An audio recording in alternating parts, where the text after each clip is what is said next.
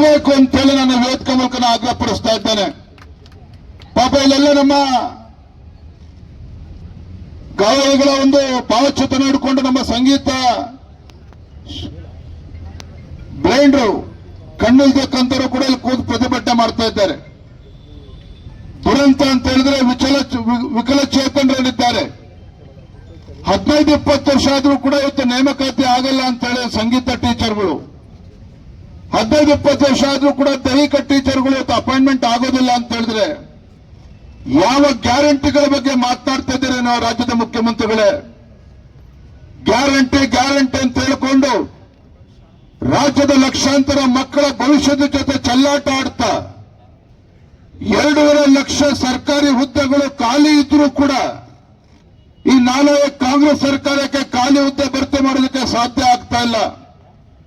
10,000 15,000 ಟೀಚರ್ನ ಇವತ್ತು ನೇಮಕಾತಿ ಮಾಡ್ತೀವಿ ಅಂತ ಹೇಳ್ತಾರೆ. ಗ್ರಾಮೀಣ ಭಾಗದಲ್ಲಿ ಇವತ್ತು ಬಡವರ ಮಕ್ಕಳು, ರೈತರ ಮಕ್ಕಳು ಇವತ್ತು ಶಿಕ್ಷಣದಿಂದ ವಂಚಿತರಾಗ್ತಾ ಇದ್ದಾರೆ. ಒಳ್ಳೆ ಶಿಕ್ಷಣ ಸಿಗ್ತಾ ಇಲ್ಲ ಅವರಿಗೆ. ಕನ್ನಡ ಮಾಧ್ಯಮ ಶಾಲೆಗಳು ಮುಚ್ಚಕ್ಕಂತ ಪರಿಸ್ಥಿತಿ ನಿರ್ಮಾಣ ಆಗಿದೆ. ಈಗ ಖಾಸಗಿ ವ್ಯಕ್ತಿಗಳು ಕೂಡ ಶಾಲೆಗಳನ್ನ ಹಂಚ್ತೀವಿ ಅಂತೇಳಿ ಅದಕ್ಕೂ ಕೂಡ ಸರ್ಕಾರ ಹೊರಟಿದೆ.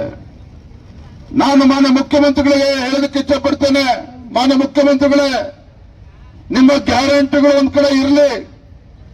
ಲಕ್ಷಾಂತರ ಯುವಕರು ರಾಜ್ಯ ಸರ್ಕಾರದಿಂದ ನ್ಯಾಯ ಸಿಗ್ತದೆ, ಯುವಕರಿಗೆ ಉದ್ಯೋಗ ಸಿಗ್ತದೆ ಅಂತ ಹೇಳಿ ಅವರ ವಯಸ್ಸು ಇವತ್ತು ಮೀರ್ತಾ ಇದೆ. ಇವತ್ತು ಇದರ ನಡುವೆ ಕೂಡ ಪ್ರತಿಭಟನೆ ಮಾಡ್ತಾ ಇದ್ದಾರೆ ಅಂತ ಹೇಳಿದ್ರೆ ಎಲ್ಲ ಲಕ್ಷಾಂತರ ಯುವಕರ ಒಂದು ಬದುಕಿನ ಗ್ಯಾರಂಟಿಯನ್ನ ರಾಜ್ಯ ಸರ್ಕಾರ ಕೊಡಬೇಕಾಗ್ತದೆ. ಆ ನಿಟ್ಟಿನಲ್ಲಿ ಕ್ರಮನ ಕೈಗೊಳ್ಳಬೇಕಾಗ್ತದೆ.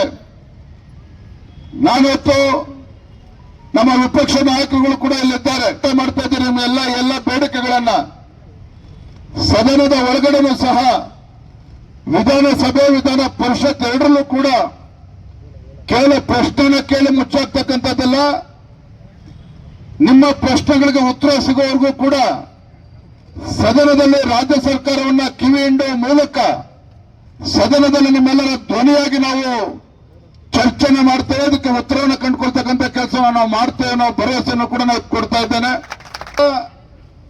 ಅಪಾಯಿಂಟ್ಮೆಂಟ್ ಕೇಳಿಕೊಂಡು ನೀವು ಮನವಿ ಮಾಡಿದ್ರಿ.